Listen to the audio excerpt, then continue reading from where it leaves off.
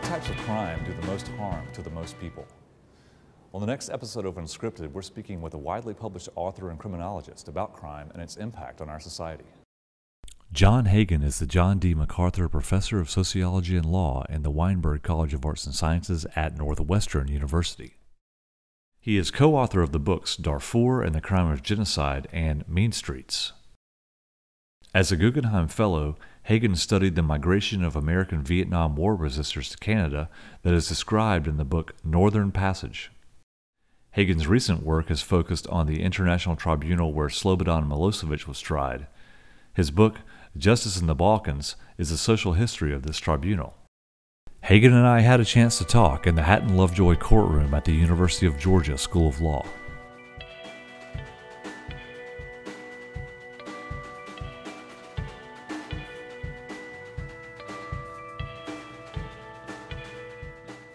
It sounds as though we're perhaps training people how to solve crimes, but what it actually also is, perhaps, is trying to understand the phenomena of how we address crime. Yeah, that's a very important point. There really are kind of two fields. There's a field of criminology and there's a field of criminal justice. Mm-hmm. And criminology deals more with trying to understand the behaviors and the responses to them. Criminal justice much more focused on dealing with the problems of our criminal justice system. And they're somewhat different fields. Mm-hmm. One more concerned with the practicalities of just day-to-day management of large criminal populations in justice institutions, the other more focused on trying to understand how people become involved in crime. Your book, Justice in the Balkans, 2003, yes. I found really interesting. The beginning of it, you include a cast of characters, yes, as though it's a play, and it yes. very much feels like one. Yes. That was a fascinating piece of research to do because the Tribunal for the Former Yugoslavia in The Hague was the first of these new international courts that have started to be important in sort of our global world of global justice. Mm-hmm. And it was an opportunity to sort of learn about this institution as it was built. And I sometimes felt almost like a spy, that I was inside and able to watch how it was developing. And it was very much a cast of characters. You know, you have your prosecutors who do a bit of a star turn in court, especially in the big cases. Right. You have the news media covering it. Christiane Amanpour, a very prominent figure in the coverage of international criminal justice. Mm-hmm. So you have a real cast of characters, and then of course the defendants themselves. And in international courts, they're quite fascinating figures in their own right and in their own ways. You know, most of us had an image, for example, of at the court for the former Yugoslavia of Milosevic, Slobodan Milosevic, as being a kind of a thug. Well, actually, Slobodan Milosevic had training as a lawyer, and he was a banker. Right. And so I would go to court, and I would watch the trial, and I would see this very kind of elegant person, mm-hmm. Actually an element of charisma. And he would perform, you know, yeah. He would talk to the judge, but he'd also talk to the gallery. And so you'd be sitting there, and Slobodan Milosevic would look you in the eye, you know, and you always had this feeling, he was saying, you know, we both know this is a crock. You know? Right, well, he also had displayed some great political acumen by not having an attorney represent him. That's right, he represented himself. In the early part of the trial, actually social science, my field, was a part of things as demographers came in and talked about the ethnic groups involved and the level of mortality and morbidity associated with what was going on in the Balkans. Mm-hmm. And he would ask really difficult questions. You know, he would ask about sampling. You know, what is this idea of a sample? A few people. You know, how can you call that real? How do we know that's true? And the demographers and so on were very good at responding. They were very effective in explaining what a sample is and why you take a sample and why it's an efficient way of knowing about a population and how you generalize to a population, so on. So it's all fascinating to watch. Even the demographers were actors in that drama. Yeah. It's also, it brings up the question, I guess, in a lot of ways of a global criminal court. Yes. How would such a thing exist, perform, find justice? You know, the most interesting part of that, I think, was well sort of described by the first prominent chief prosecutor at The Hague who indicted Milosevic. She would point out that really there's sort of two traditions of international criminal law. On the one hand, there's kind of the diplomatic side, international diplomacy, what sometimes is called, striped pants diplomats, and their limousines and dark cars and so on, and their flags and so on. On the other hand, there's kind of the coercive police side of it, actually arresting these people and putting the handcuffs on and bringing them to court and placing them in the dock. So two really different sides of that picture. Because of I guess it's self-defining in a sense. Global criminal court it would tend to focus on issues like war crimes, like genocide, and I'm thinking that it maybe began with the occurrence of Nuremberg. Yes. Did it grow out of that? Yes. Again, the first prosecutor, Louise Arbour, would say, every day we think about Nuremberg. And there are all sorts of aspects. Nuremberg was the first court where you had simultaneous translation. It was the first court where we had this idea of an international, in that case, military tribunal. Right. It was different, and there were 4 major powers who had conducted the war. It didn't have a fully international sense, but it was really the sort of launching point for international criminal law. And the idea of crimes against humanities came out of the early trials at Nuremberg.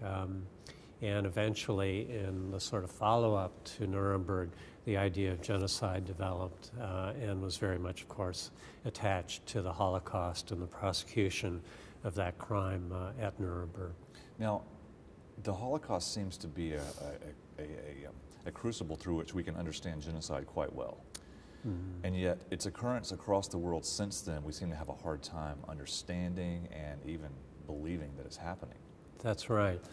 And people are rightfully confused sometimes because the Holocaust was so overwhelming in its character and a real extermination almost entirely of a German Jewish population and in Poland and so on. But it's very important to realize, even in the aftermath of the Holocaust and as the Genocide Convention was developed after Nuremberg, it includes a number of different things, and 2 very prominent things are extermination on the one hand, but also this idea of elimination on the other. And elimination can refer to the idea of simply removing a population, which did also happen in Germany and so on. Right. There are other places like Darfur in Sudan where a couple of 100,000 were killed and several million were displaced and remain in displacement camps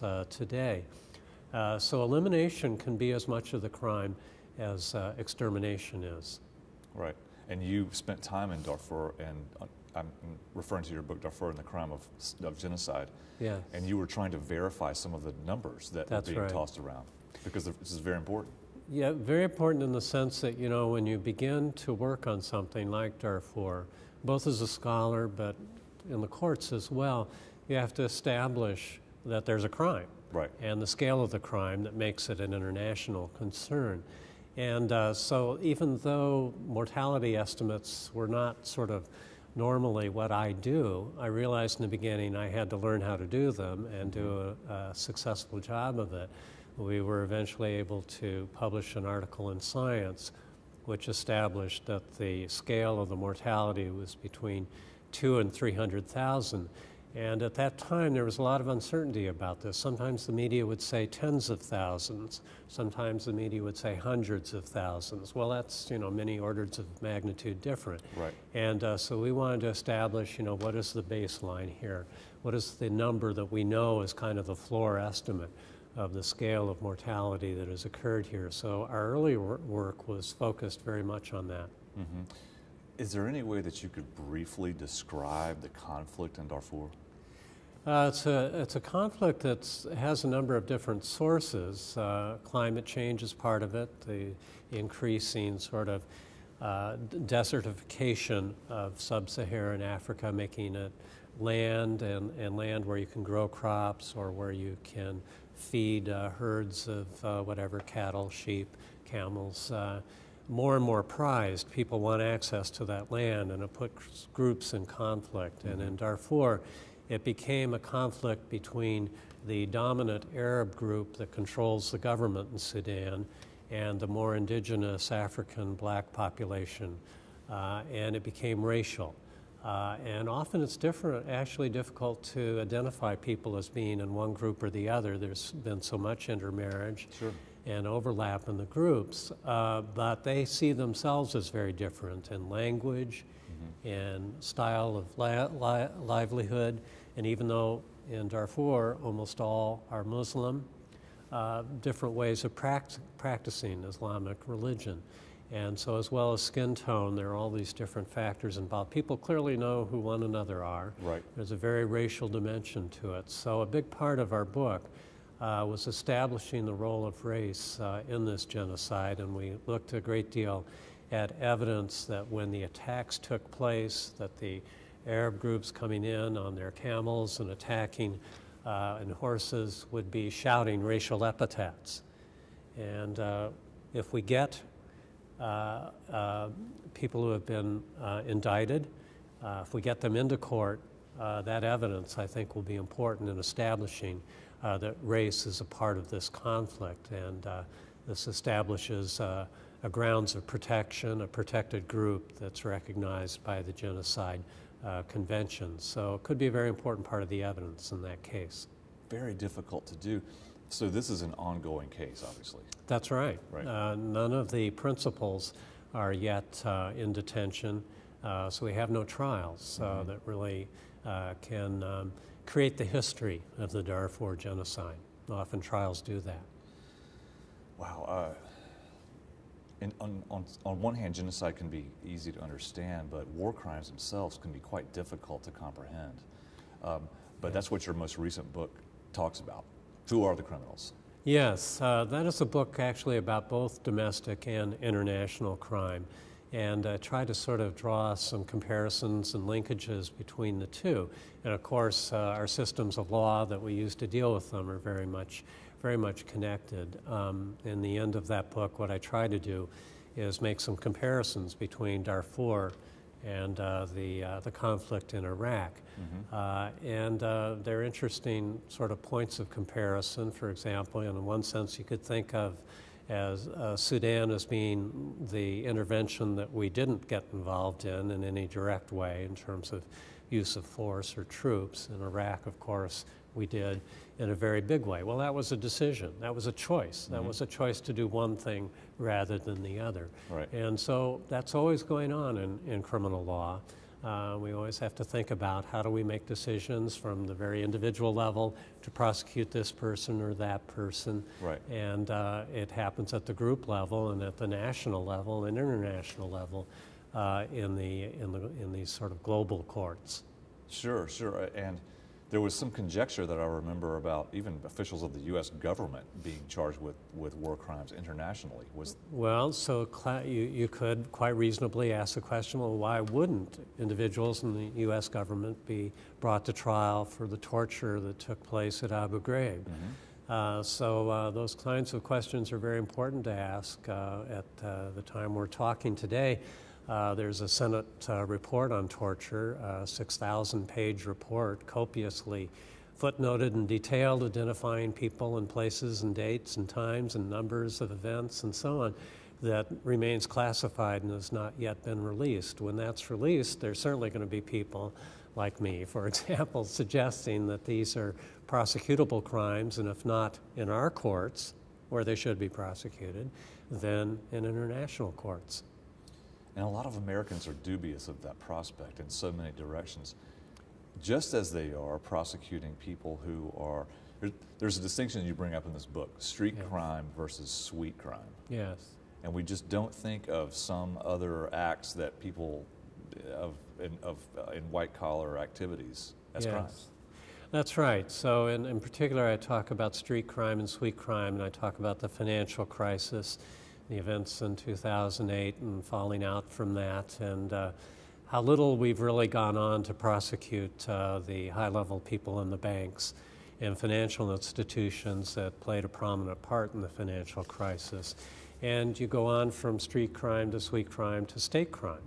And crimes of war are state crimes committed by states. And the understanding in the International Criminal Court is very explicitly that if a country prosecutes the crimes that they're involved in within their own courts, then the International Criminal Court will not become involved. But on the other hand, if the state courts do not do that, it becomes a responsibility for the International Criminal Court to respond. Now, it's actually quite unlikely that international criminal courts as currently constituted are going to bring cases against the United States. It's highly unlikely. Right.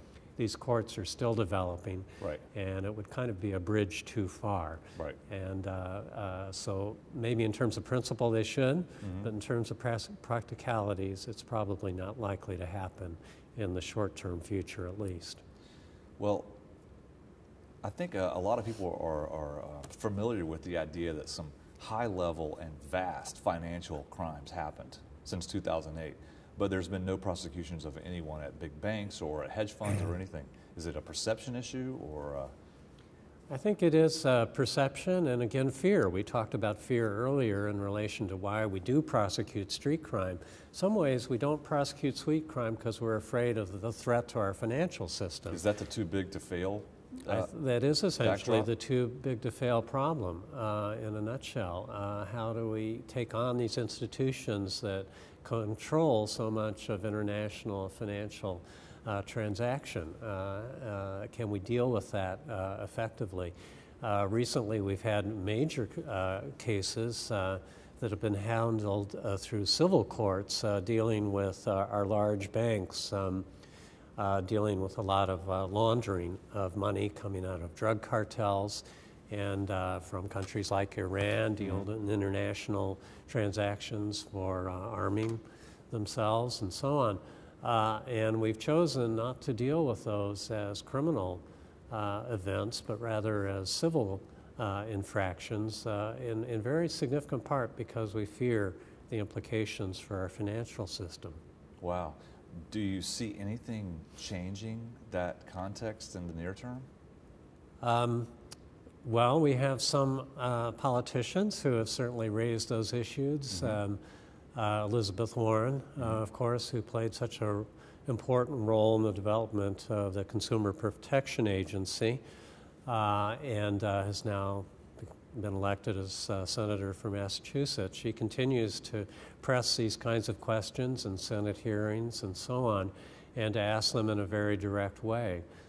So the issues are out there and visible, but we haven't yet seen the follow-through.